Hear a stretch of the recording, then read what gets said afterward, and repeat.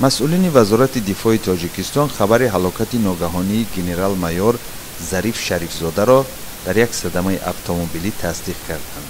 مشاور وزیر مدافع تاجیکستان در نتیجه یک صدمه اتومبیلی در نزدیکی منزل زیستش در شهر دوشنبه به هلاکت رسید.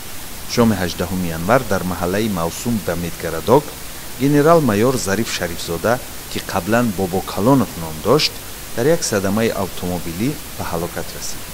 این مشاور وزارت مدافع 46 سال داشت و تا سال 2016 در مقام سردار ستاد گنرالی قواهای مسلح معاون اول یکم وزیر مدافع تاجیکستان کار کرده است. در این باره به رادیوی آزادی فریدون محمد علی زاده سخنگوی وزارت مدافع تاجیکستان خبر داد و گفت که حادثه مرگ گنرال تحقیق خواهد شد.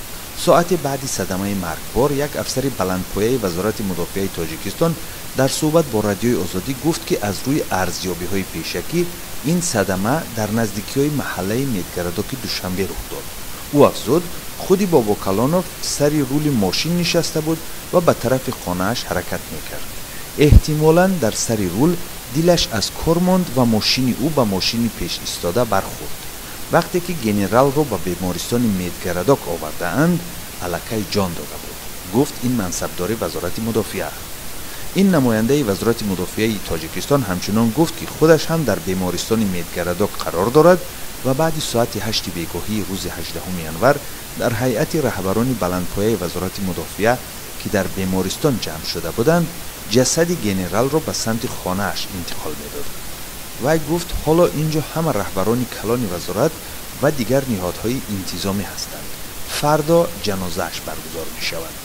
به هنگام صدمه در داخل ماشین گنرال یک نفر دیگر هم نشسته بود که حالا با جراحت‌های سنگین در بیمارستان قرار دارد. خبر مرگ گنرال را یک منبع دیگری رادیوی آزادی هم تصدیق کرد. به اطلاع منابع رادیوی آزادی این حادثه در خیابان عمر خیام در نزدیکی آثارخانه میرزا ترسونزاده رخ داده است. به گفته برخی شاهدان ماشین گنرال به یک ماشین نوع اوپل برخورد کرده است. سرنوشت راننده ماشین اوپل هنوز معلوم نیست.